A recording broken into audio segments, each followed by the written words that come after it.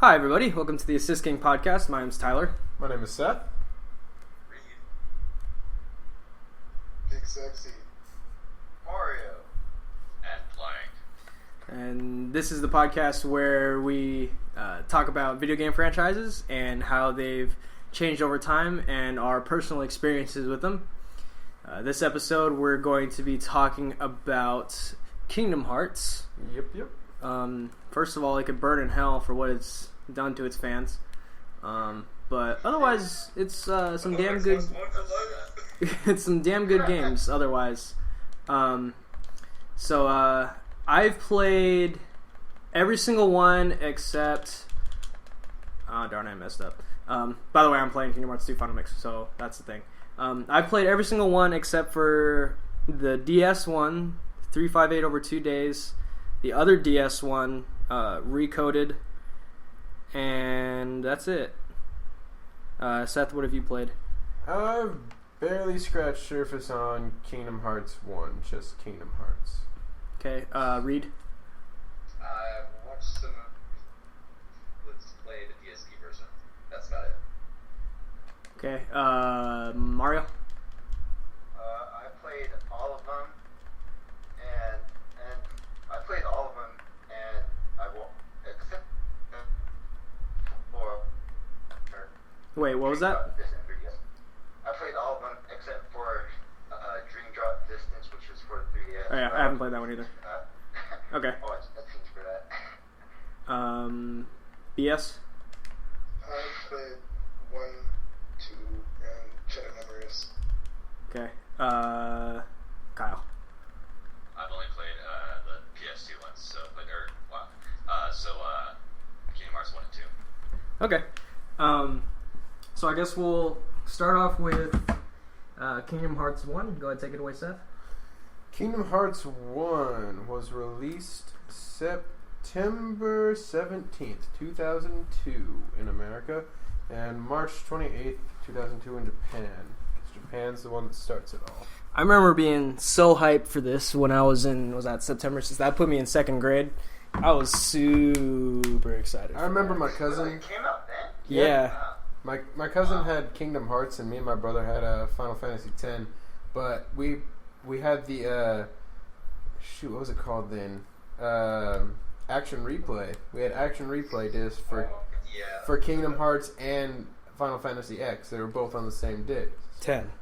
I call it X. All right. I do letters, not numbers. People will hate you for this. Final Fantasy Triple X. Where Vince Diesel's the main character. Vince Diesel? Vin Diesel. Bruh, I'm so tired. Alright. What about Ice Cube? Ice Cube. Today was a good day. Fucking Ice Fuck Cube. the police. Ice Cube, no. But yeah, so we'd watch him play every now and again. And I just recently did it, like, Tyler lent me his PS2 when he was in San Jose. Figure I'll just mispronounce everything on purpose so everyone could hate me.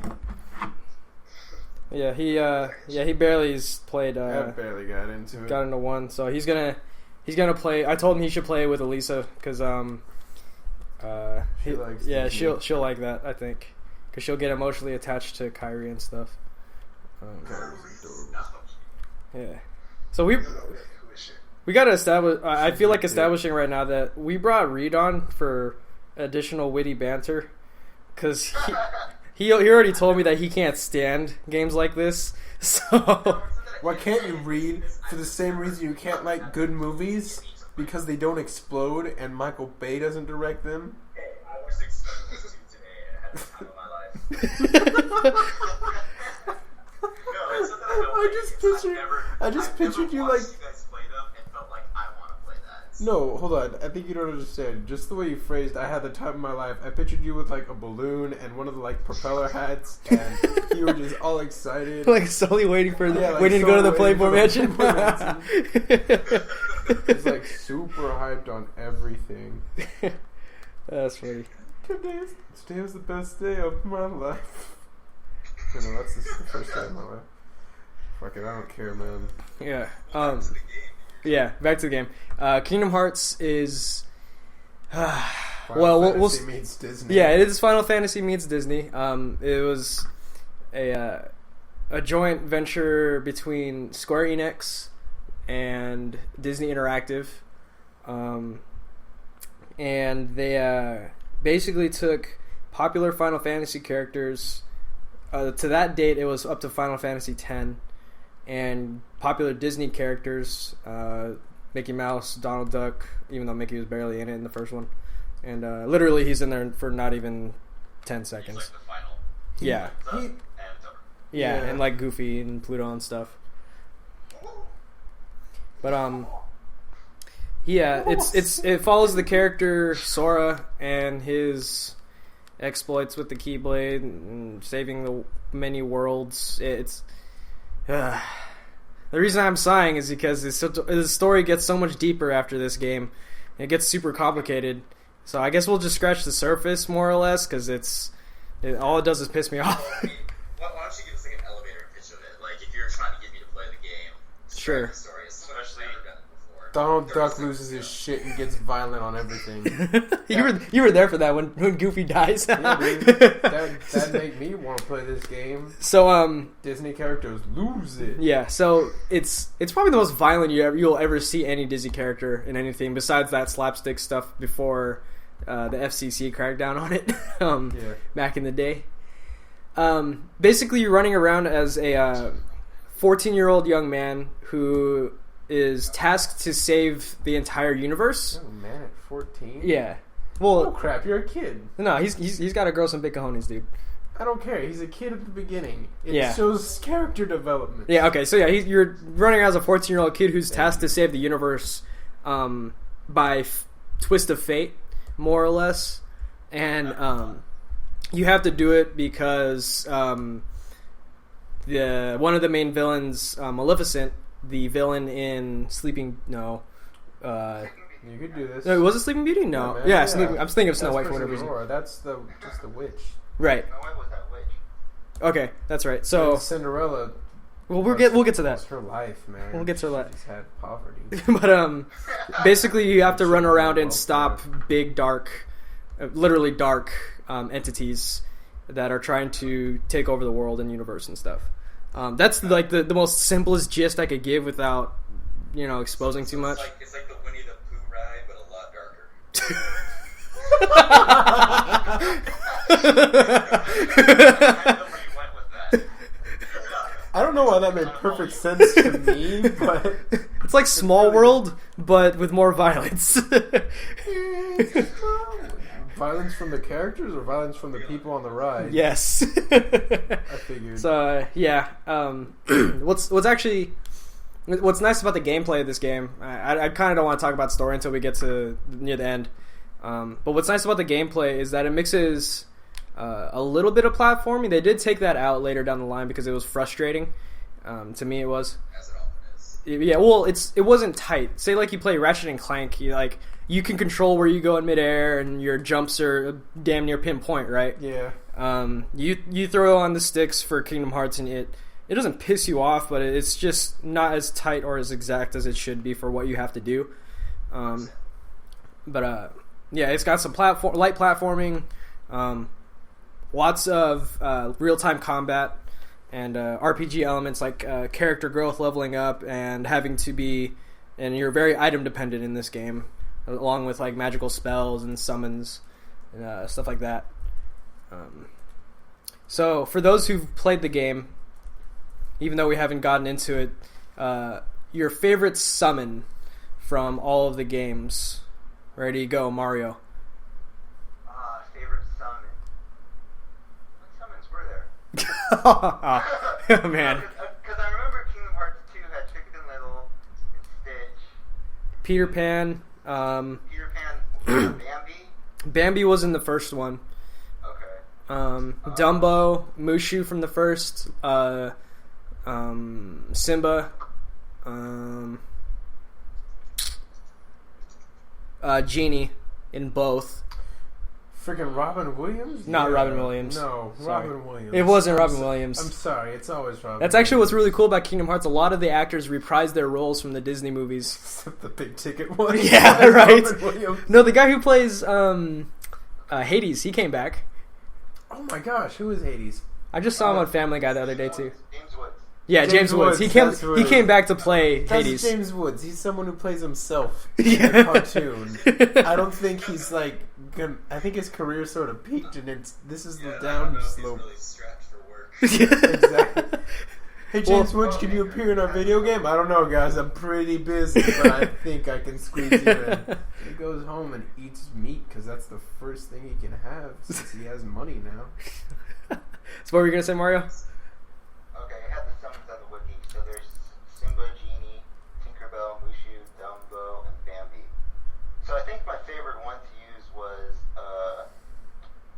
Dumbo, because you could ride on its back and then it would shoot water out Yeah. the trunk, and you just like move around and just shoot everyone. Because that was the earliest that you could fly in the game.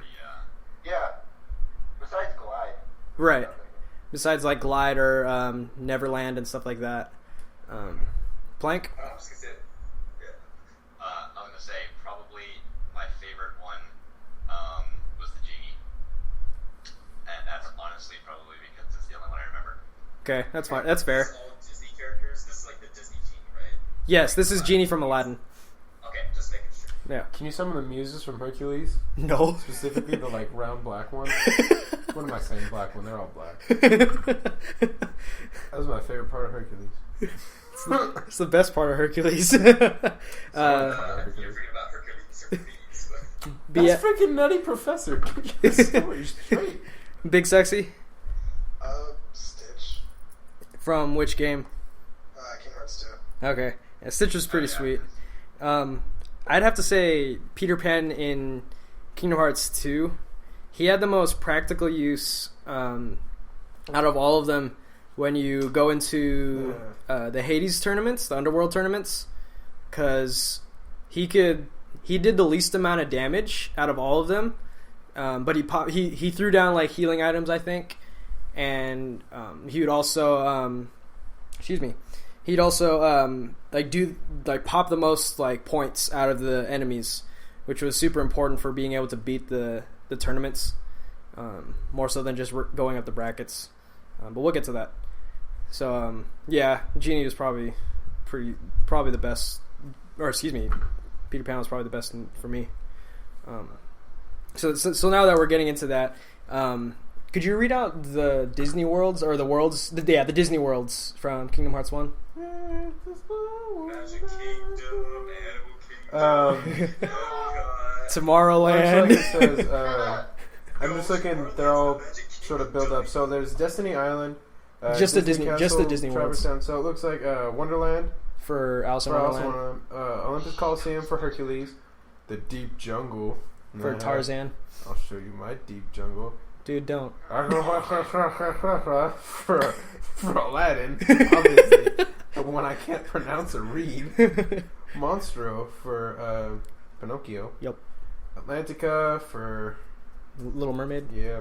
Halloween Town for Nightmare Before Christmas. Neverland, Peter Pan. 100 Acre Wood, The Hollow Bastion, and then End of the World. That one's just the last level. Yeah. It's not Disney associated. So what's pretty sweet about Kingdom Hearts is that you have Sora, your main character that you play as through the entire game, and then the dude with this like the parachute pants and the big ass shoes that are like size 22s. Dude straight up from the 90s. Yeah. Ding, ding, ding. And Mickey and Donald are with you for after like the first two levels. Donald and Goofy. I just want to say Mickey because it's Mickey, and you say Mickey first all the time in Disney stuff. It's because Mickey's number one, man. Yep. So it's Steamboat Willie and Donald. Yeah. It's okay. I'm tired. So yeah, you run around with Donald and Goofy as Sora, and when you go to different worlds, majority of them have additional party members that you pick up. So obviously for, let's say, Deep Jungle, which takes place in the world of Tarzan, Tarzan is your party member. And Oh, I see. yeah. It's really that world's really stupid because Tarzan doesn't know any English, so he speaks in Gorilla the entire time, and you Really? yeah you go there and you're like That's dumb. Tarzan knows English. He just repeats what you say. That's what Disney does. and Freaking Kerchak's in here. you go to he doesn't die. He doesn't die in the game, Kerchak unfortunately. doesn't? No. Does Clayton die? Yes, Yeah, he gets Clayton's crushed the by the Heartless boss in that. That's not what happened. No, Clayton got hung. yeah, he got strung up, man. Like a Hawaiian law clearly states after the 12th date, I'm entitled to unlimited boob access. from a tree. So yeah, like Sorry, Reed.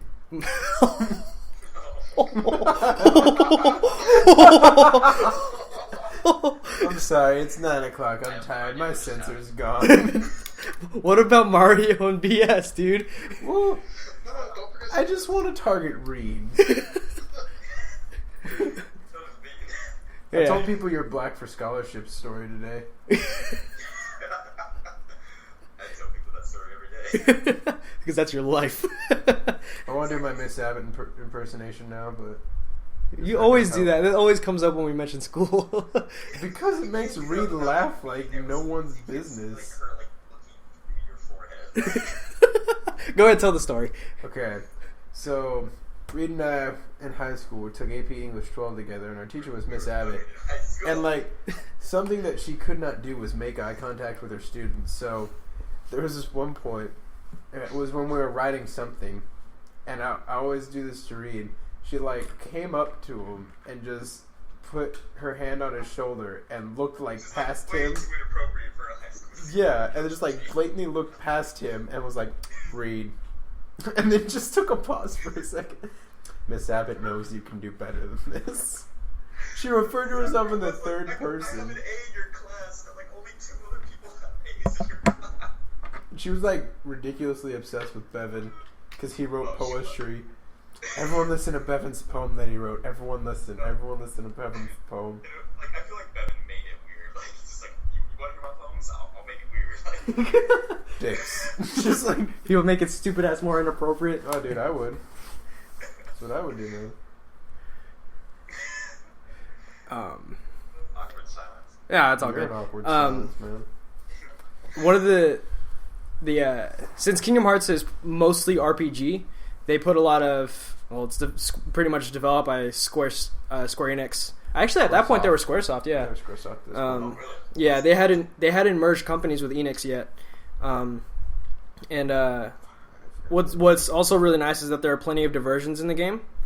So if you go to Hercules' world, it's actually the smallest stage in the game. There's only like 4 different sections or 3 different sections that you could go to, 3 different screens more or less, or areas. And Oh. yeah, really.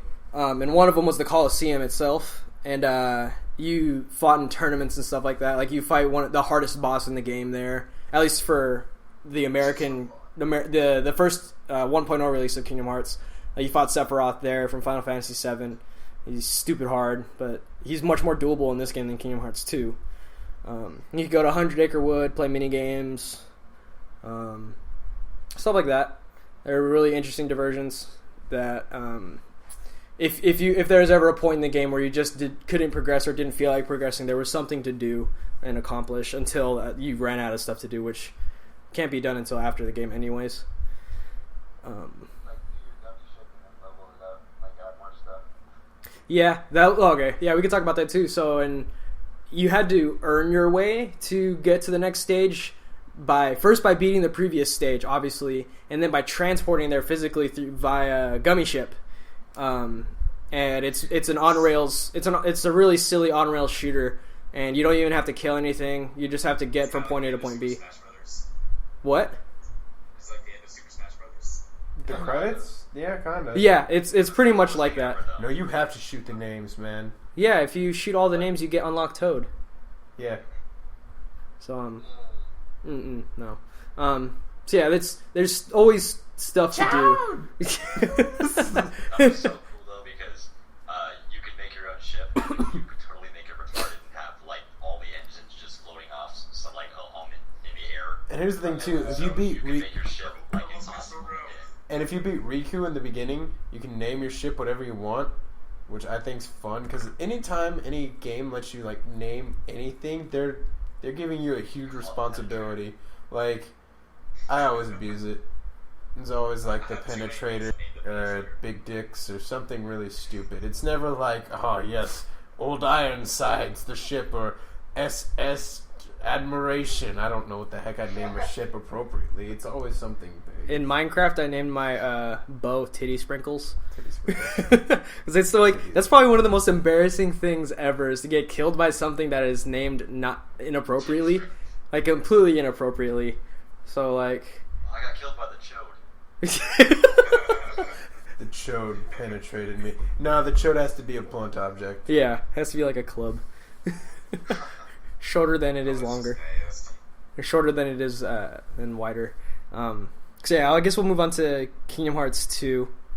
That was released in 2005. I Kingdom already know Hearts it. 2. No, yeah, no, 8, 7. I think it was 6. 2013 is when Kingdom Hearts March 28th, 2006.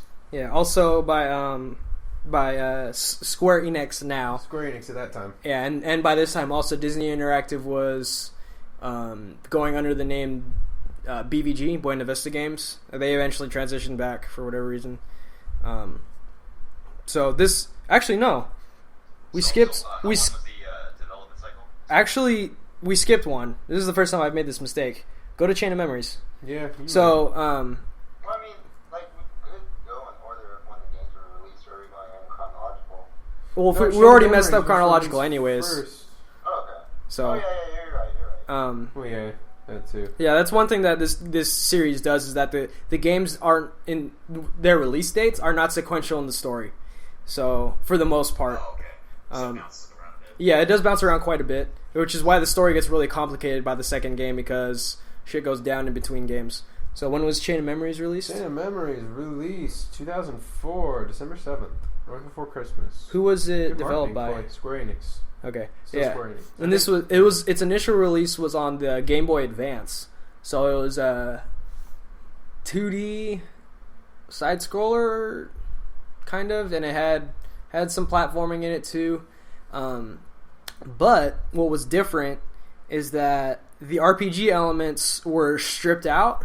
Like leveling up, you can only level up like 3 things as you progress through the game, because they introduced the card system.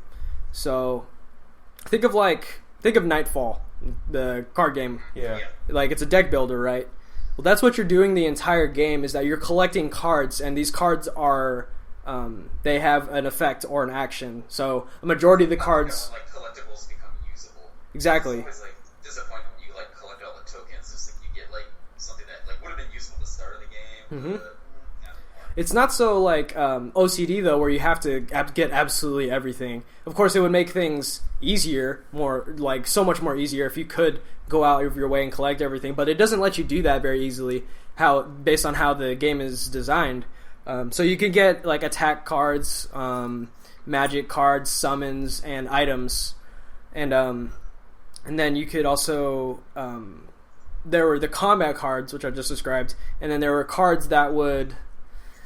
How would you describe it? There were room cards because by the end of Kingdom Hearts 1, you defeat the main villain of that game, Ansem, and you continue your adventure looking for King Mickey and Sora's one of Sora's best friends, Riku, because they helped or whatever. I don't really want to get into it yet, but they adventure. Helping. Yeah, they adventured to go find them because they are now lost, more or less. Mm-hmm. And Sora, Donald, and Goofy happen upon Castle Oblivion, Yeah, Castle Oblivion. and there a crap ton of psychological stuff happens, to the point where they had to Sora had to go into hibernation along with Donald and Goofy by the end of the game. But So you're telling me Goofy had to be able to sleep? Goofy got put down. Oh my god. Goofy, this is a shot for you. It's only gonna hurt for a minute. Okay. Gosh, can you imagine euthanizing a Disney character? If you had to euthanize one, who would you euthanize? Tyler? Pete. Pete? Yeah, that fat ass. You're so mean, man. Who would you guys euthanize from out of any Disney character? They don't want to answer. I'm narrowing it down. I have a list. I'd have to say Mr. Frankenstein from Up. Disney Pixar, but still Disney. Why would you use him as the elf guy who is awesome? Because I pictured I'm in his will somehow, and I inherit Paradise Falls. Just all of it. He is awesome, though. Pretty heartless for saying that. Tigger? Okay. That's racist. Why the Tigger gotta go? BS. I'd get rid of Mickey. Oh, straight to the Going Disney for jugular. the kingpin, man. Never do that. Got balls and gumption, man. I respect that. Mario, Um, why did we ask this? I don't. 'Cause I'm in a dark mood, Tyler. I'll ask what I want. Come on, Mario. Who from your childhood do you want to kill? Everyone. Do it or not, Dinkleberg. Dinkleberg. Read. Zuckerberg. Well, I mean, I already said like Goofy, but like if someone actually would want to euthanize, like that's a tough one. I probably just say Simba.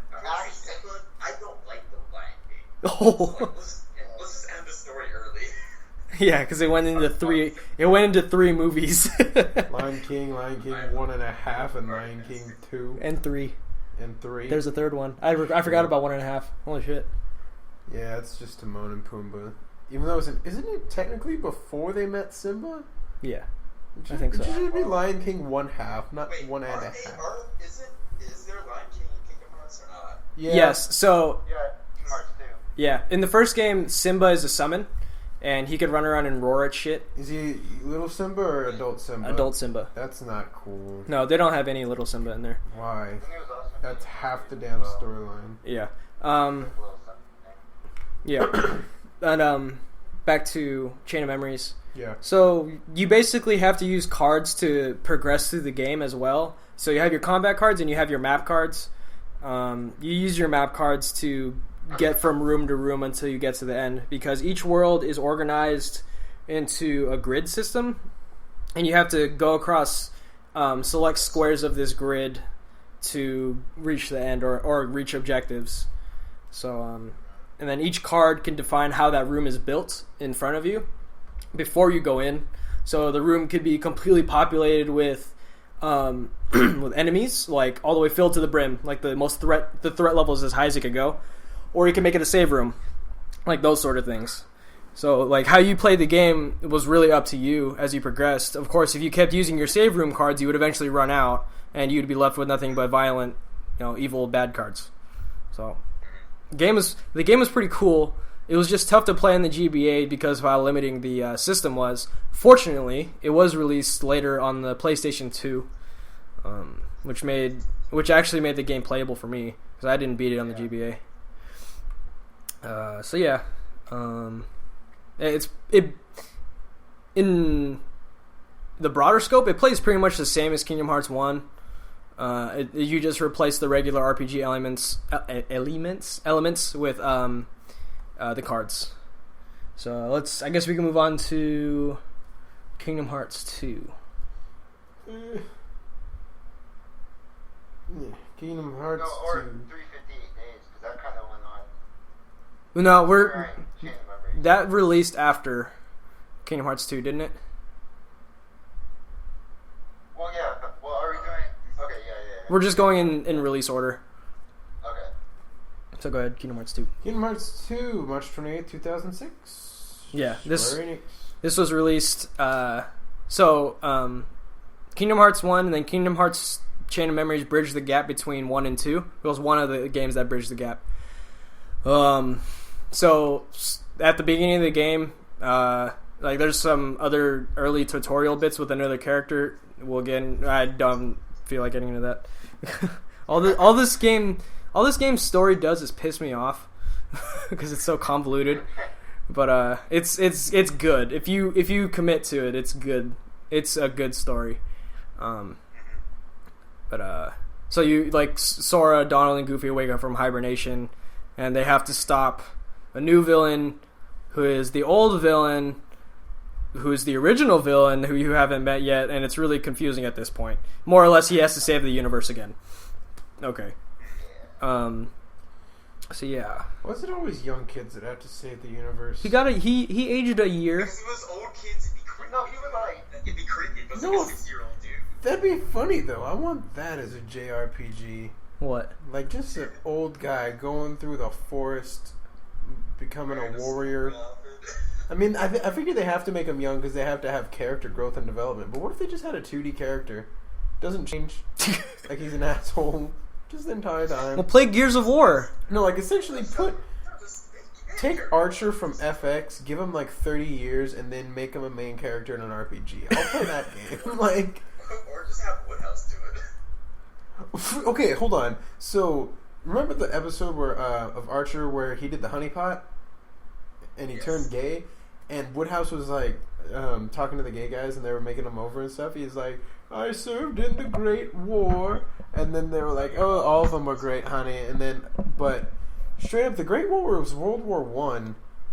That makes Woodhouse like borderline 100 years old. Yeah, no, he is. If you watch, like, they show, like, there's a clip of him, like, in World War I, like, stabbing some dude in the heart. And, like, But seriously though, Woodhouse is old, yeah. and he's But that show's not necessarily in the present, though. yeah, it is. Has to be. It's got, everything's like the 1950s. No, They have holograms. They do. Yes. They have. Yeah, Okay, it's but the tech like computer. Okay, the all computer street- technology. I'll all give the you street that. scenes- all the street scenes that are like driving like old cars and stuff like that. Everyone's wearing fedoras, like it's not hipster. Like People do that still now, kind of. Yeah, that's hipster now. Kind of. What Whatever. if there were hipsters in the 50s, Reed? How do you know? You weren't there. They did before it was mainstream. shut up, man. I was born to the 50s. I was born to be oppressed. Half of you was born to be oppressed. And The other half is the oppressor. The other half's just black. Oh. I have a self-deprecating personality. just picture you. Okay, have you guys seen Da Vinci Code? Yeah. The guy that like No, whips actually himself. not. I picture just Oh, Reed doing that God. in class. You'll get an A next time, boy. Okay. Like you're yelling at yourself. This is so racist. What if you did have split personalities and one of your personalities was like a black guy from the like 1800s and the other one was a white guy from the 1800s? I'd watch that sitcom. It'd have to be a sitcom. Racism's hilarious. God, I'm in a sour mood. You're getting some dark shit, dude. I need a Snickers, guys. You're not yourself. Eat a Snickers. Commercials tell me. Get another fucking brownie. Go get another brownie, dude. Go ahead. I will. Okay. So yeah, Kingdom Hearts 2 is it's a faster version of Kingdom Hearts 1, and it's also much easier because they made it to where Sora becomes extremely overpowered in combat. On the normal and easy difficulty, he's extremely overpowered. To the point where the people who reviewed it, I remember when it came out, were like, yeah, just press X and triangle to win. Because X was just the attack button, and triangle was like quick time events. But, Yeah, limits, I think they were called. reaction Oh. commands. Yeah, reaction, yeah. And all you could do, or like a boss would initiate a quick time event, and the only reaction you had to make was triangle, but you couldn't hit it early. So you could mash on that triangle button until it showed up, and you would hit it automatically. And the only way you could miss is by doing it too late, or by not doing it at all. So the game was really easy, except for the secret bosses. But it was really, really, really easy on the normal difficulty, and even on Proud. Once you get past a few parts, it's pretty easy still. Mario, what was the hardest boss for you in Kingdom Hearts 2? The hardest boss, I would say it would be the organization member that was in Beauty and the Beast world, Zaldin, I think his name was. Fucking God, I hate that guy. He has freaking like 13 spikes, and Yeah, he had. I counted. I just fought him in Final Mix, and he runs around with. He floats around with 7 spears, because he has a wind element. His attacks are based on the wind element, and he has the Kingdom Hearts, or excuse me, the Final Fantasy signature jump move that the Dragoon class characters have, like from Final Fantasy IV. Damn. Yeah, so he has jump, and as a reaction command, you could steal it from him. Oh wow! And you could that's jump. pretty wicked. And you can only use it in that fight and against the enemies that are specific to him, like his minions sort of deal. Yeah, I hated Zaldin. Zaldin is the freaking worst. You're the worst. Because I'm playing through Final Mix Plus on Proud, and I lost to him like 10 times in a row. It was brutal. Wait, you're telling me the difficulty is called Proud? Yes. Yeah. Dude, there's something to be proud about with that. The Japanese hardest difficulty is called Critical. See, that's cool. That's a good name. Yeah, finished it on Critical Edition, not like finished it on Proud Edition. That just like screams to me like Proud Family was like there trying to distract you the whole time. Sugar Mama! Are you playing this game? Why are we in this game? I just because they were on Disney Channel, they could be there. Can you imagine that? Sugar Mama's a summon. Sugar Mama comes in her freaking nightie and slippers and shit. He takes off her slipper and starts beating the shit out of people. What you doing, Ma? I just picture. Did Tyler Perry write the Proud Family? I don't think he It did. seems like it. I think it might have been Bill Cosby. It's a Cosby big wrote show. it? He might as well. I think it might have been Bill Cosby that. Look it up. I'm curious. You're right. Plank, Big Sexy. You guys remember who your like most memorable, like hardest boss was? Oh yeah, Who? Oh, so hard. Sephiroth. Sephiroth? Okay, Bruce he was hard because he was meant to be hard. Yeah. So like borderline frustrating. Yeah, it was frustrating. I ended up beating him with Reflect on accident. Like I was just reflecting out of like I didn't do it out of habit. I just did it on accident. Like maybe if I do this, he won't hit me. Way. Was it Bill Cosby? No, it was Bruce Smith was the creator. Who the hell is that? I don't know, but What do you say no way at then? BB Proud is played by Tara Strong. I know who Tara Strong is. Yeah. Freaking white bread over here. She in the voices Proud Family. she voices Timmy Turner, Yeah, dude. and I think Heck of other people. Blossom in Powerpuff Girls.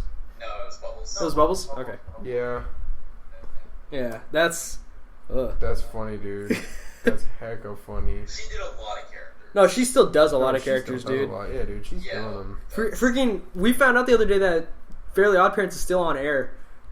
Yeah. It is. Yeah, they still make new episodes. Yeah, They dude. introduced like a dog. Yeah, there's a dog now. Like, it got Hey, boring, I'm so like, they oh, added a okay. baby. Then it got more boring, so they added a dog. I'm waiting for, like, a grandparent or something. What did they ever do with like the Crimson Second Chin? adopted You know what I think's funny?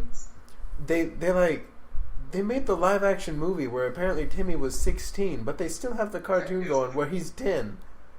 Yeah, but it was Drake Bell, so it was awesome. Yeah, dude, Drake Bell's pretty chill. Like he does diving. He's kind of hot. Yeah, no joke. No, it's all about Josh Peck. Yeah, Have you he's seen also- Josh Peck and freaking Wolverine and not Wolverine Red Dawn? He's like my He's the favorite bitch picture. brother. My favorite I never picture. saw that. It's the Red Dawn remake. It's like it's a screenshot of him with a like sniper rifle looking out the window, and its caption is like, "This one's for Oprah," and I laugh heck hard because I'm like, oh, freaking Josh from Drake and Josh. I still want you to run into his vines. 'Cause he does like he's actually really funny on Vine for the most as funny as you can be on the internet. I don't know. My highest standard for Vine is Will Sasso. So Yeah. Okay, he's not better than Will Smith. okay, that's what I thought. He's got a few that I was like, is that Josh? Man, Josh always was really smart. Where was I? Forgetting where. Oh yeah, so you didn't like Sephiroth, understandably so. Plank, yeah, One Winged Angel. Plank, do you remember? Plank. Kyle. What happened? You planked out, guys. Don't say that. I just picture he's in a torture chamber like where Plank was from Ed, Ed and Eddie, where he's getting the water squirted on him. Oh, God, there's like dripping water. That's legit torture too. Yeah. Okay. Did you survive your Chinese water torture, Plank? What? That's a yes. So what was your... It's been so long that honestly all I remember about the bosses were that it was so frustrating that you would get like so close to finishing them, and then they'd have another health bar. Yeah. You finish that health bar, and they'd have a fifth one. And you finish that, and it's like, oh well, guess what? I still have 17 more. And, you know, Sephiroth had 22 health bars, I think. yeah, that's ridiculous. It- A lot of it is given one long in- health bar that just goes down really slow. In Final Mix, Because that gets your hopes up. the secret boss is a character from the prequel. Brandon's on? He's just listening in. Okay. The hardest boss in Final Mix Plus is the character from the prequel. His armor, actually, his possessed armor, and he has like 2 lines of health bars. I think it was like 32 health bars. What's interesting about him though is that you do exponentially more damage the farther the longer or the farther you got into his health bars. So you were like chunking him for like an eighth or a quarter of his health at a time by the time that part of the fight happened.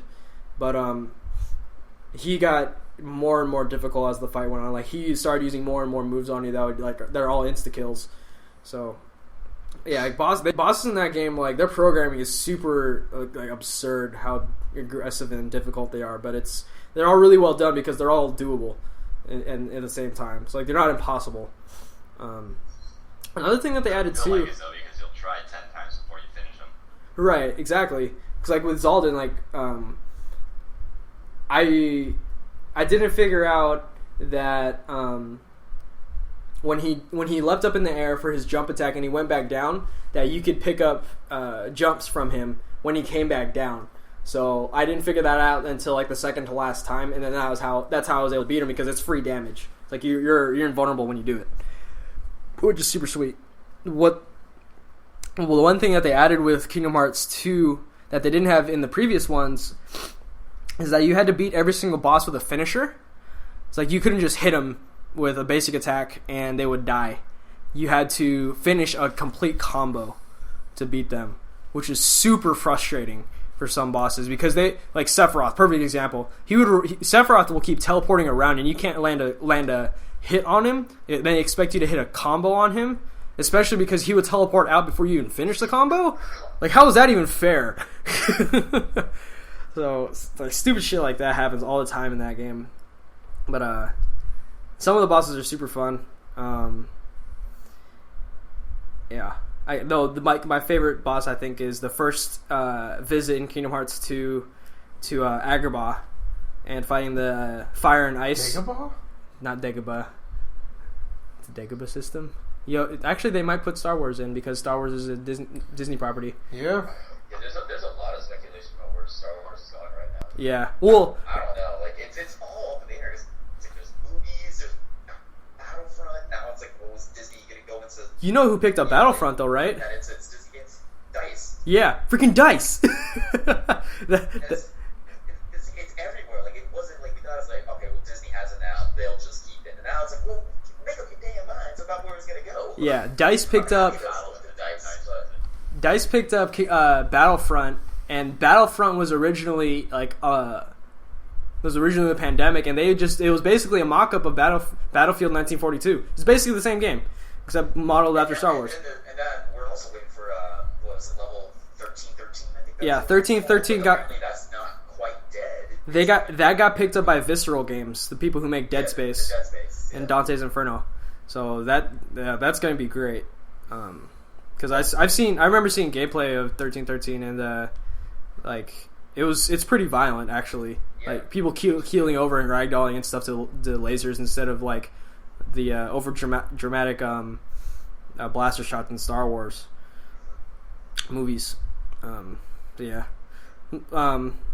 guess to cut to the chase, Kingdom Hearts 2 is a faster, easier version of Kingdom Hearts 1, and it drove the story for it drives the story for about a good 30 hours.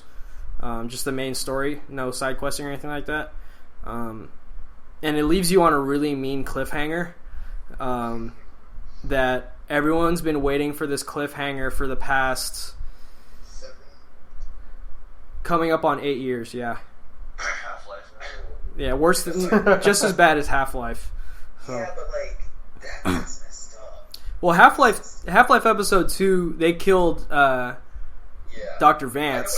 I know what happened at the end of it. I've never played it, but I mean, I've been on the internet for long enough. Well, they end up killing a main character that was with you since the first Half-Life, or since Half-Life 2. I guess it's not. He's actually in Half-Life 1. Oh yeah, he's just a quick NPC. He's before the accident happens. Yeah. That's right. But yeah, Kingdom Hearts 2 isn't that severe. It's just that they left you hanging on a note that's like, well, actually, I guess it is just as severe. Just not, they can't kill anyone off like that. But they just kind of like, the story continues, but we don't know where we're going to go with it. At least with Half-Life 2, you kind of know what happens, where they're going to go, what direction they're going to go. Yeah. So, I'll give Valve that. They had plans before they finished the game, unlike Square Enix, where they just like ran out of ideas. So yeah, it is all bad. I think we'll take a break here real quick. So we'll be right back.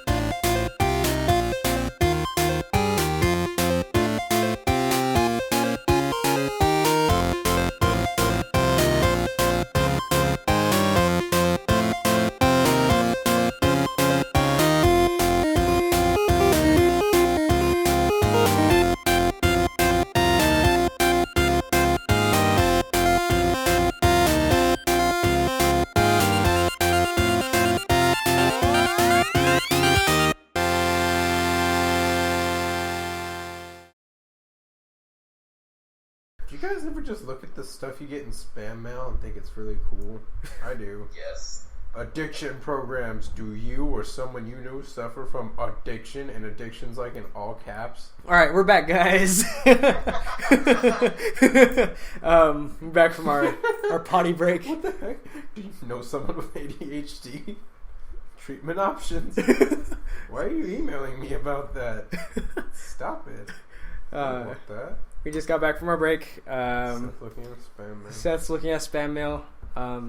We didn't get to all share a bathroom together because we're all over Skype this time. I shared one with myself. Yeah, Seth went by himself. I didn't have to go this time. He also brought the brownie in there, or he came out. No, you came out of the bathroom with the brownie. Nah. My mom didn't bake any brownies, dude. Yeah. It's gross. I'm having a rough day, guys. He ate his own shit, people. It's been a tough couple weeks. I fell back onto the wagon or off the wagon, whatever expression means. I'm doing cocaine now, and I'm liking it. It's good. Can see why Charlie Sheen chose this life. Stop laughing at my addictions. I need to get help. That's why people are emailing me about addiction recovery. and to erase my student loan debt. Even though Okay. I don't have student loans. Moving on. 'Cause I'm more popular than you. I don't get spam mail, so whatever, dude. Oh, cool, my order Yeah. confirmation from my I swear. Spanx. Okay, so we'll move on to the games that came after Kingdom Hearts 2. They were released on portable mobile platforms. So we'll start with the first that was released. Actually, I don't know if it was released first, but we'll start with this one first. Which one? 358 over 2 days. 358 over 2 days. Kingdom Hearts was released September 29th, 2009. So it was released on the Nintendo DS. But May 30th for them Japanese. It follows the story of, I guess I'll call it Sora's alter ego, and his nobody for people who actually have played the game, because Sora becomes a Heartless, the main enemies of the game, but then he gets transformed back because of some logistical Kairi reasons. And because he turned into a Heartless and nobody was born. It's, like I said, super complicated. But you play as this character and his exploits within the antagonist group of Kingdom Hearts 2. He was part of that group. And this game takes place at the same time as Chain of Memories and the beginning of Kingdom Hearts 2. And at the end of Kingdom Hearts 1. So its timeline spans across 3 games. But, yeah, because it's a thing. I didn't play it much, but you have anything to say about it, Mario? I didn't play it at all. I don't know, the game didn't really pick up until, like, day 300. Because basically you're the dude Roxas, and then he has the ability to use the Keyblade, and the organization wants to take advantage of that. But then, I guess, Roxas starts having these dreams, and he's becoming self-aware that, oh, I'm Sora. So then they have this other girl named Xion, whose name is spelled like Xion. Mm-hmm. I always pronounce it as Zion for some reason. And and then she could use the Keyblade also. And then so since Roxas wasn't gonna comply with the organization's needs, they're like, oh, hey, let's use Zion. Yeah, Xion. they made Xion because out of parts of Sora,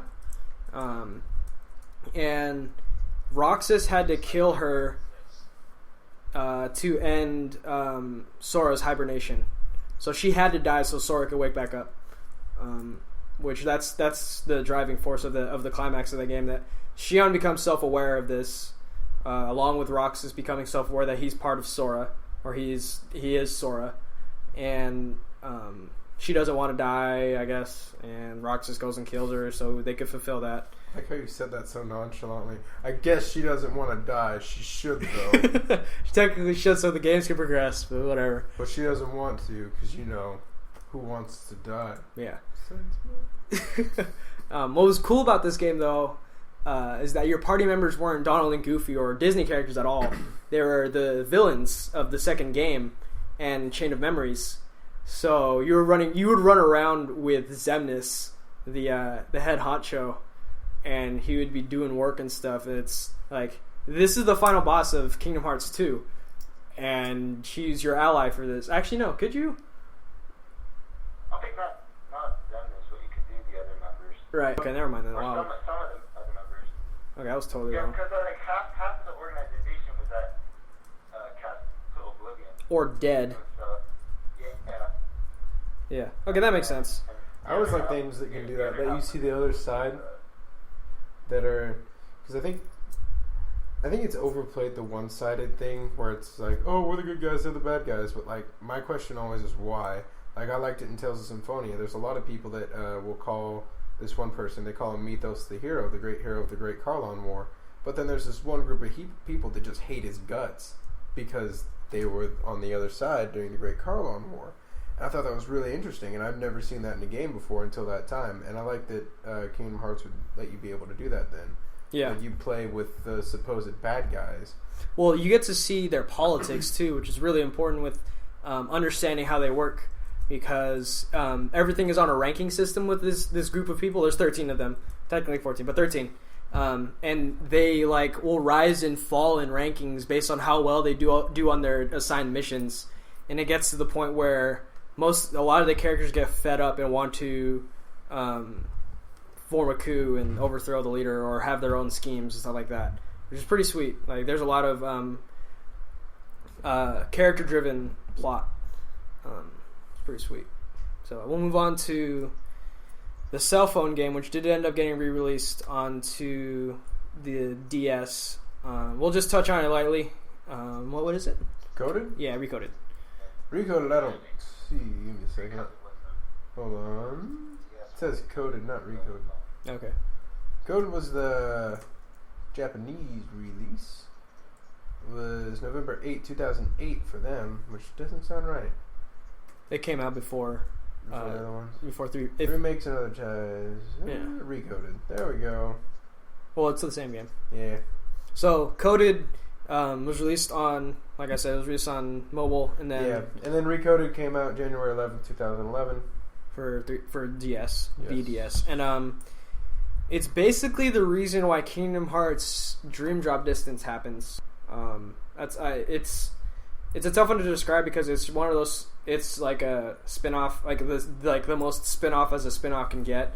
It's not necessary. It's the only game, in my opinion, that's not necessary to tie all the games together, but it has a plot point. I have nothing else to say because no one here has played it. So yeah, we'll just move on from there to Kingdom Hearts Birth by Sleep on the PSP. Birth by Sleep. Yay! Best one, in my opinion. Yeah, that was my favorite one too. Yeah, that actually is important. Like that, the meaning of that phrase. Shoot, hold on. Yeah. Stop freaking out. Well, hurry up, Seth. Hey, Hurry up, Seth. shut up.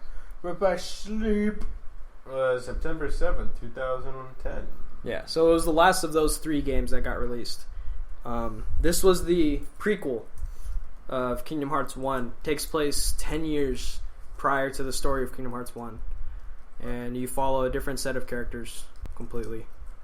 Yeah, this game was damn good. Me and Mario and I, sort of like how you would play Monster Hunter. Yeah. A few years later, me, Mario, and Bevan were playing multiplayer in this. Nice. Yeah, those bosses were stupid though. They were super stupid. I remember the one with like the book, and then it would like the wizard or whatever, and then would like change you into a book or something, and or a paper dude. You couldn't really do anything. Yeah, you had to wait, and then eventually he changed you back, and it's actually sort of like the Zexion fight. In Oh yeah. it was a lot like the Zexion fight because he could change you into books and stuff like that. It was really cool because it followed a triple parallel storyline. You play it as, instead of just playing as one character like Sora in Kingdom Hearts 1 to Chain of Memories, you played as 3, Terra, Aqua, and Ventus. And the main villain of this game, Xehanort, is the main villain for every single game. Kinda, for the most part. It's one of those things that's really hard to describe unless you see it. But essentially, this old person who's voiced by Leonard Nimoy. Just think of a bald, tan Caucasian man. So think of Leonard Nimoy. No, because Leonard Nimoy looks Asian, dude. He does. I know he does. That's why it's... But just think of an old bald white guy with a white goatee and is garbed in black, red, and white. But he's super tan. Who? Xehanort? Yeah. Yeah, he is super tan. He's like brown, Like, but you can tell he's a tan white guy. He's not a brown person like me. Or he's like the characters of Nightfall and Guild Wars. So essentially, Guild Wars, how they released, like, I'm just going to talk about this real quick. Guild Wars 1, also known as Prophecies, they were the white people. Guild Wars Factions was all Asian, and then Guild Wars Nightfall was all black. Like, Prophecies took place in, like, UK. Factions was like Really? Asia and stuff. Like pretty much, it's you can tell that's what the vibe was. And, like That's almost Factions as was ra- Asia, and then Nightfall was just straight Africa. How many players did they have? Like 500. Oh, dude, no, it was hecka funny though. Freaking, like it was just so like subtly racist because It's not as That's not as blatantly racist as no, Monster they had- Hunter. They had this, in Nightfall, the Black Campaign, as I'm calling it, they introduced this class called the Paragon, and they were spear chuckers. Oh, That's how Paragons fought. And yeah, that's my little side rant. But yeah, the Nightfall people, everyone had their own little like face. Most of them were in Nightfall looked black. Most of them in Factions look Asian, and most of them in Prophecies look white. But there was always a couple that could look different. Like there's a couple white faces in Factions and a couple white faces in Nightfall. So he's pretty much like a white face in Nightfall. okay. He's just a tan white guy. That was just a really long explanation. Yeah, It was so- not necessary at all. No, it wasn't. he's the bad guy through the entire series because he possesses Terra and assumes his body for the rest of the series, and ends up splitting into multiple entities. And he's the driving motivation of every single game. So Multiple entities. yes, so I guess we can get into it now since I described Xehanort. So what happens at the end of Kingdom Hearts Birth by Sleep, in the final conflict, Xehanort, the bald guy voiced by Leonard Nimoy, possesses one of the main characters you play as, Terra, the tall, brown-haired fella. He possesses him and ends up losing his memories in the process because the Xehanort is an old guy, so he needed to pass on his legacy somehow. So he did it by possessing Terra. So he ends up doing it. He still has all of his dark powers, but he ends up getting into a fight with. You end up fighting him, the possessed Terra as Aqua, the woman, and beat him. And he ends up losing his memories as a process in the process. So he doesn't know what his original goal was, but he's still evil. He still has evil intents. So this possessed character, who is an amnesiac, continues on this path as Xehanort. He looks like Terra, but just with white hair. If you guys want to look it up, go for it. But he continues doing malicious work, and eventually he ends up, I guess you could say he ends up dying, more or less.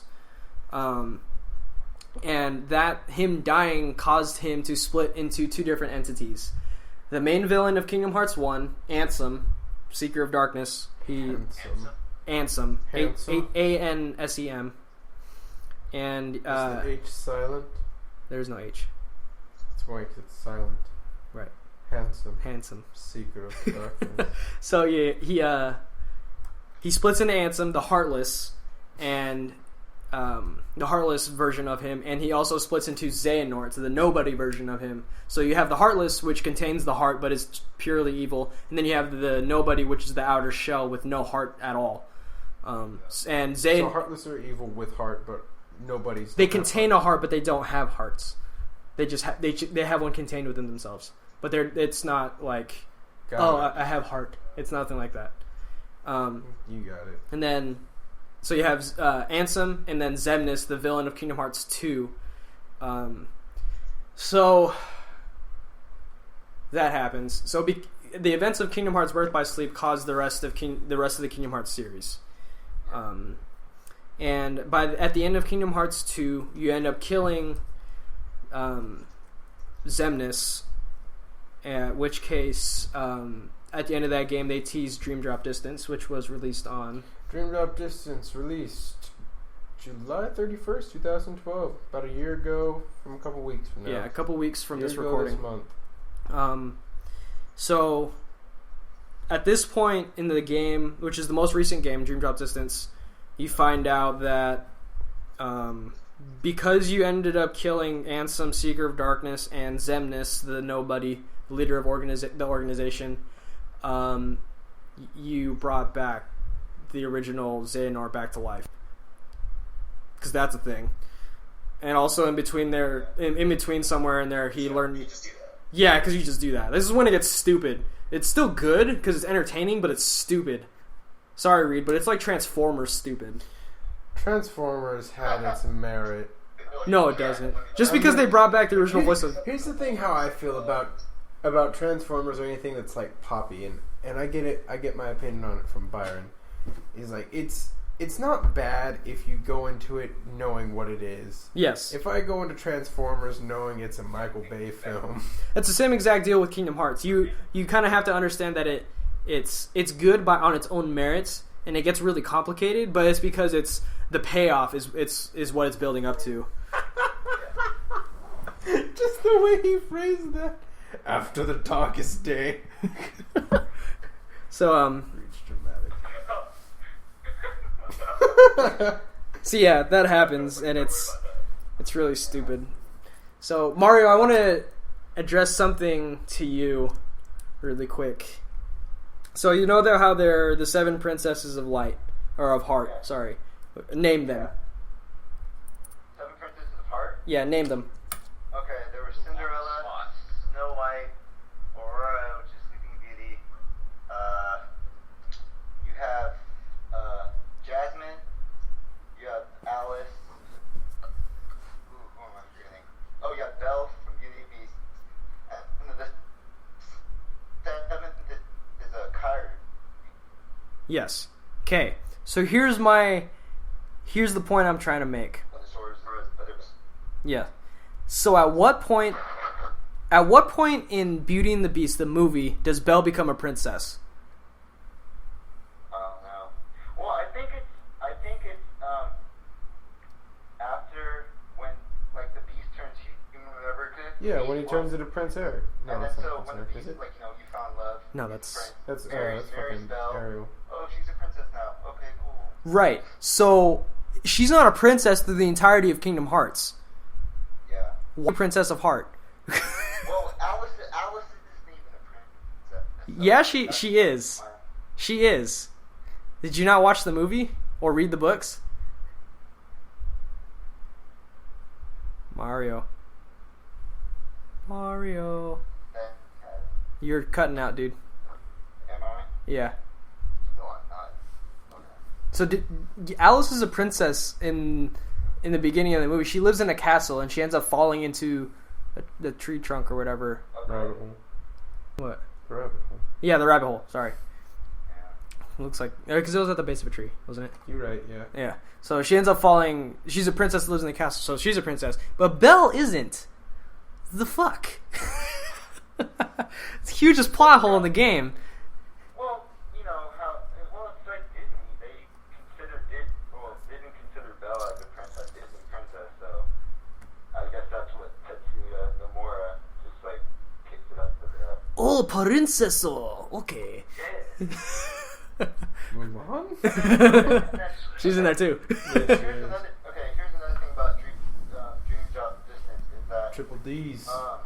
D's nuts. so you're playing as there's one story where you play as Sora and you play as Riku, and you're doing the Mark of Mastery exam and you're like they're asleep, going to the past, time travel, all that stuff, and then it turns out that like I guess Sora gets into like a deep sleep and like past like young Xemnas, like the old guy, bald guy, young like real like maybe teenager Xemnas is like I guess like plotting against Sora within his dreams, and then they get him into a deep sleep, and they add Sora as the 13th member of that whole organization because I Yep. guess Roxas and because they were Riku was originally supposed to be the Keyblade wielder, but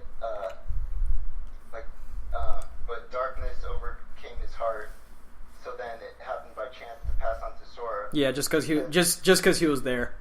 Yeah. And so now go back to Birth by Sleep. Like to get a Keyblade, basically you have to touch one. Yeah, you have to touch it in a bad place. Yeah. Okay. Whatever. Riku touched Terra. Kairi touched Aqua. But then Sora met Terra and Aqua. And never made contact with it. Yeah, and never made contact with it. So Yeah. I think it. And so, anyways, so end of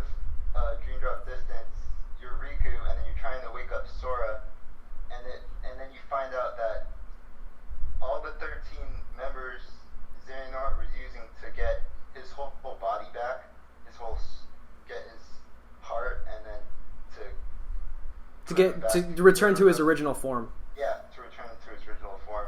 But then Axel and Donald and Goofy stopped that. Axel's the same guy who plays Reno in Final Fantasy VII. Yeah, and they both have red hair and Yeah. the same voice actor, which Yep. is really cool.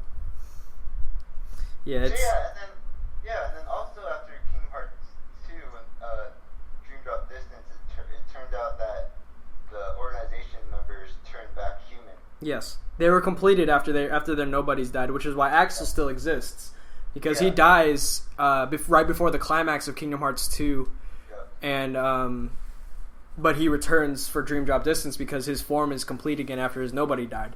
So that's one of the things that persists through the entire game is that you can never really die, which is really weird because like the main villain in one of the main villains, and in 2, Maleficent, she never really dies, which is super silly. Like you kill her in 1, she ends up getting brought back by Pete, and she ends up sacrificing herself halfway through the game. Yeah. And I expect she'll come back for 3 just because. So it's some dumb shit, honestly. Like I said before, this game pisses me off, but it's good. So like the gameplay, super satisfying. Yeah. And then anyways, I guess end of Dream Drop Distance, Axel now that he's human goes by Lee. And Yep, then that's his real name. And so he gets a Keyblade because I was thinking to myself like, why does he get a Keyblade? What a But then wonderful. but there was that one moment in Birth by Sleep where Lee picked up Ventus's whole wooden Keyblade. Remember that? Yes. Like when they fight each other. So I guess like from that simple act of taking, he was able to have a Keyblade. So anyways, I guess that does make sense, but I think he also earned this because of his righteous deeds. yeah, Because it got to the point where if Sora was able to earn his just by association, not by the rite of passage, I guess Axel could do it too. So that's what happened. because what about that wooden sword? Like in the beginning, I wonder if like the giving. It didn't have a keychain on it, so I'm not sure. That you make a good point though, because that could possibly be the way. Because I don't think anyone has defined how that is the case. Yeah. So basically, I think Dream Drop Distance setting up for Kingdom Hearts 3, and the main basis of that is that there's like 7 Guardians of Light, and then 13 Seekers of Darkness, which is that organization 13. So that Seekers of Darkness is supposed to become that one Xehanort. Mm-hmm. So then, okay, so those 7 Guardians of Light, you have Sora, Riku, and then you have Ventus, Terra and Aqua. So that's 5, right? Yeah. And then, so they showed, and then you have Mickey also. Yep. So that's And then, 6. so I thought it was going to be Axel, but then at the end of It's Kyrie. yeah, it's Kari. So then that's your 7. So it's like, okay, what's Axel Lee gonna do? Right. So then you have Lee, and then they showed Shion in there too, didn't they? Yeah, in that little beginning, but that's like Roxas and Shion are a part of Sora. Okay, so got it. I don't know how that's gonna work. Yeah, because they have 8. Yeah. So they done goofed. Or like they have so if anything, the main 7 should be Sora, Riku, Kairi, Ventus, Terra, Aqua, and then Mickey. Yep. But then I want to see Yen Sid with Keyblade. That'd be cool. He passed his on to Mickey. So actually, that also might be the rite of succession from Mickey to Axel. So I think that was discussed as well. Okay. Somewhere in there. I don't know. We'll see. Honestly. Yeah, Kingdom Hearts 3 is not going to come out for a year or 2 still, because the original developers moved to Final Fantasy 15. Yep. Now it's called. So that's why everyone's been waiting so long for Kingdom Hearts, is because they've been in development for what was supposed to be Final Fantasy Versus 13, but now is Final Fantasy 15. And I was excited for Versus because it played like Kingdom Hearts. Exactly. It was all real time So I was like, okay, combat. sweet. This will hold me over. Yeah. But then they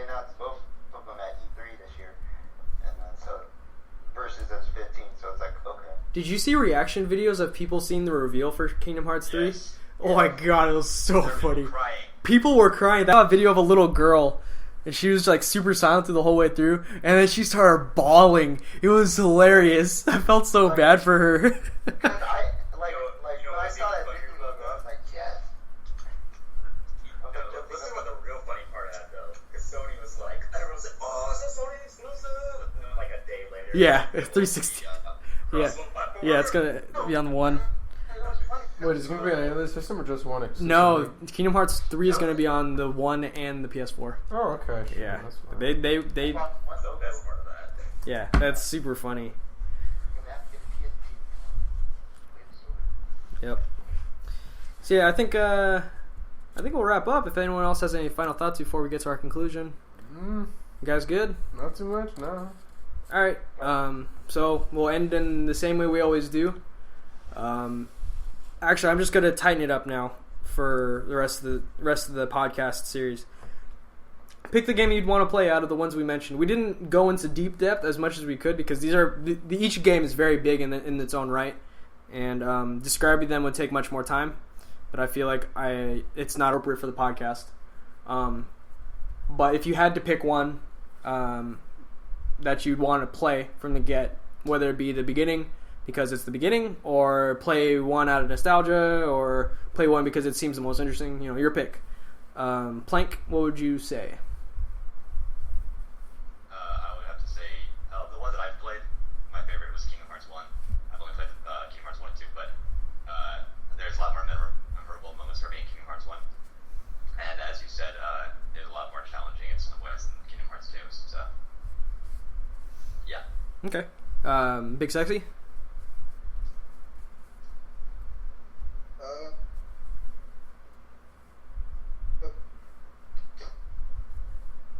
Hearts 2, just more memories there. Could you repeat that? You were cutting out.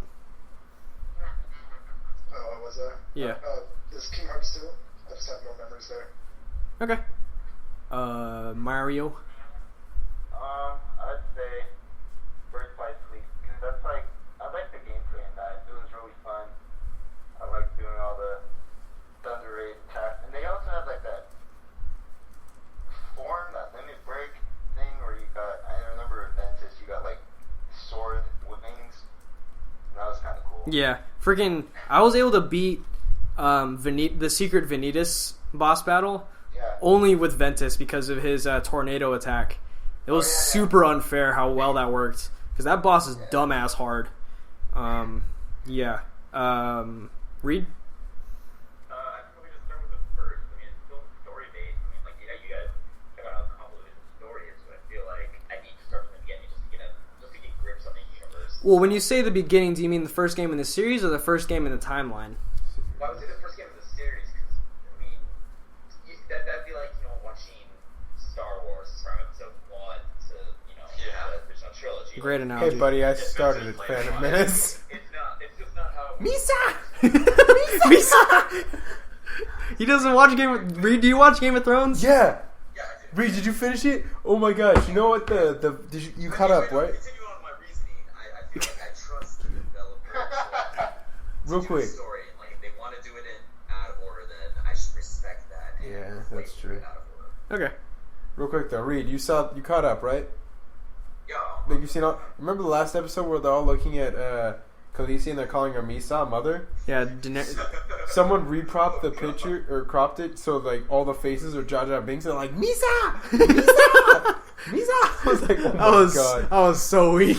super perfect. Alright, Seth? I'd probably start with Kingdom Hearts 1.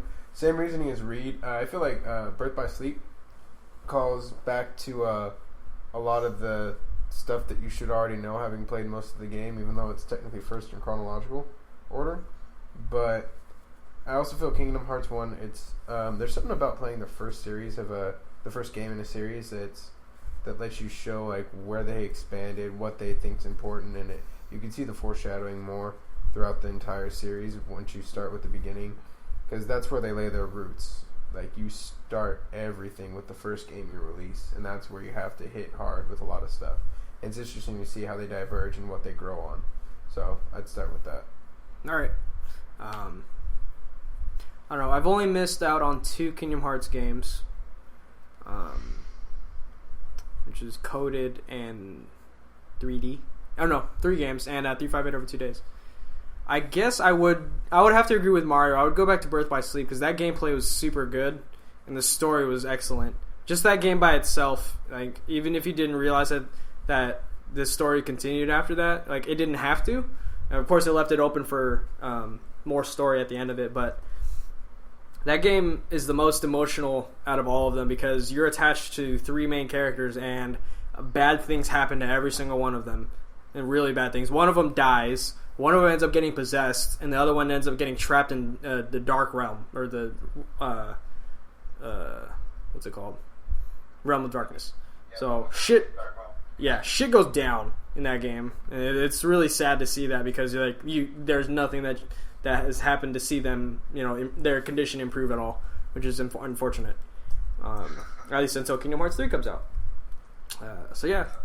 That's the Assist King podcast, everyone. I'd like to thank you for listening. Make sure to like us on Facebook at facebook.com/Assist King podcast and subscribe to our YouTube channel at youtube.com/Assist King podcast, where I have at the point of this recording I have yet to upload any behind the scenes. I'll get to that eventually. I'll be behind your scenes. Yeah, I'll get there eventually. Yeah, we'll get there. So yeah, thank you guys for listening. Say bye, everybody. Bye, everybody. Bye, you Dr. Nick. Shout out to Pornhub.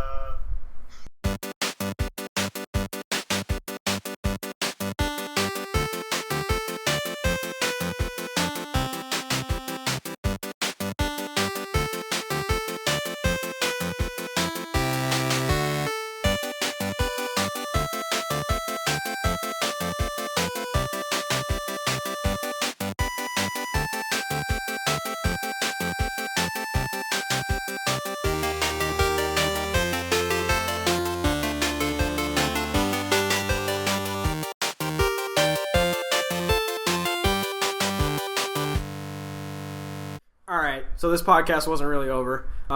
Post credits, bitches. So okay. So here's the question that I'm going to ask you guys.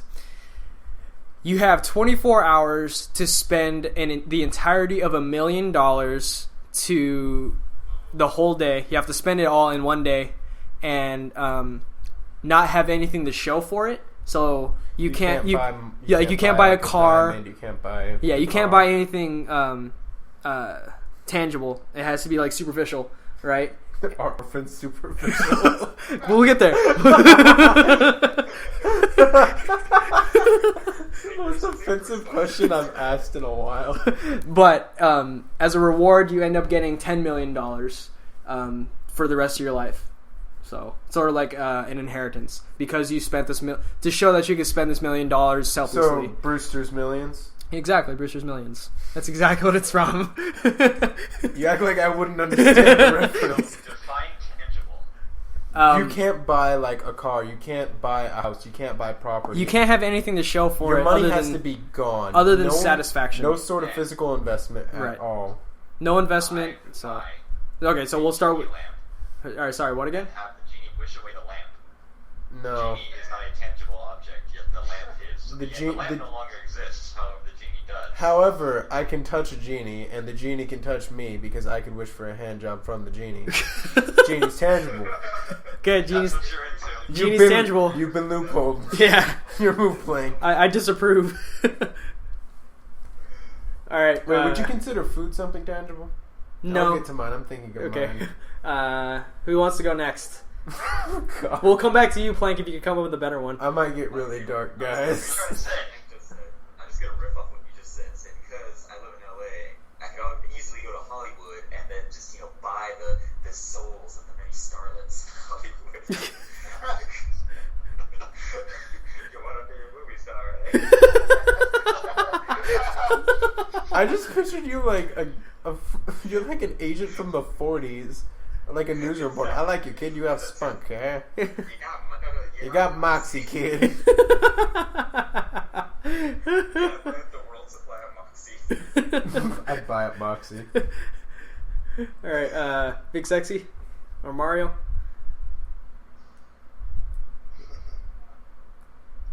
No. Hard. All right, I'll go. I would buy $1 million blowjob. From who? Ooh. Donald Trump. Can I finish in the wing? Think you're the same, Tyler. What? So I'm never gonna think you're the same. I just picture. Hey, if I get $10 million, I could get 10 more blowjobs, man. Or 20 less good blowjobs. Or I could get $500,000 blowjobs. Honestly, by that point, I probably couldn't tell the difference, and I'd be really tired. But whatever. Who would I get it from, though? Who's someone that like? Only needs $1 million. No. Someone that like. It has to be someone you're not necessarily attracted to, but something you want to hold the fact that they sucked your dick over for the rest of You know their what? life. I will pick someone who's really attractive. Free. Oh God, no! Oprah. I'd pick Oprah. And you get a blowjob, and you get a blowjob. Everybody gets blowjobs. I would probably get Olivia Munn, dude, Job at Walmart.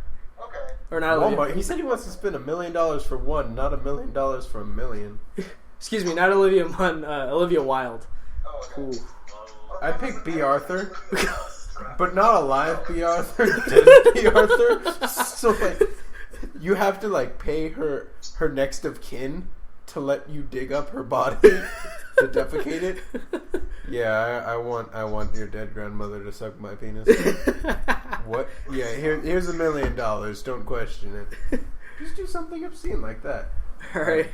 Big sexy. It's just like kind of flawed. It's like if you don't have anything to show for it, like I mean, like you can buy stuff for other people, but then you have their happiness to show for it. Like, But it's all about me, man. That's true, man. It's all about me and my member. That's the easiest way to spend it, though. Just give it away. Yeah. Oh, hard to give it away. It's all about the game. Yeah. Okay. Mario, Big Sexy. Gosh. $1 million. What's even worth $1 million? A bunch of things are. You don't have to get one thing for $1 million. You could spread it out. It's like you could plan an entire day around this $1 million if you like. I thought he had a month to do it, though. It was larger scale. I'm thinking Brewster's. Right. Well, Brewster's was more money, I think, too. He had like $10 million. He had Right. spending in like. And I think he got a like $30 month. million as a reward. Yeah. But yeah, just like anything, you could plan out an entire day around these $10 million. Come quick, come on. Spend a day with Master Chief. Just like a giant statue. Yeah, just a statue.